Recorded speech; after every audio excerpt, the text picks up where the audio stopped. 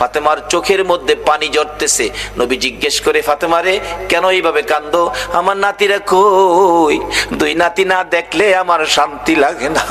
ফাতেমা বলেন, বাবা গো, আমি কাঁদতেছি কোন ব্যথায়? ঘরের পিছনে যাইয়া দেখেন গো বাবা, আজকে 3টা দিন পার হয়ে গেল, আমি ফাতেমার চুলায় আগুন জ্বলে না। আপনার আদরের দুই নাতি না খাইয়া থাকতে থাকতে পেটের খিদার যন্ত্রণায় ঘরের পিছনে গলাগুলি করে নানা নানা কইয়া কাঁদতেছে গো বাবা। আমার নবী পিছনে যাইয়া দেখে গলাগুলি করে নানা নানা কইয়া কাঁদতেছে। নানা গো, পেটের খিদা গো নানা, সহ্য করতে পারি না। আমার নবী বেরিয়ে গেলেন। ঘুরতে ঘুরতে যাইতে যাইতে একটা ইহুদির বাগানে আমার নবী চাকরি নিলেন।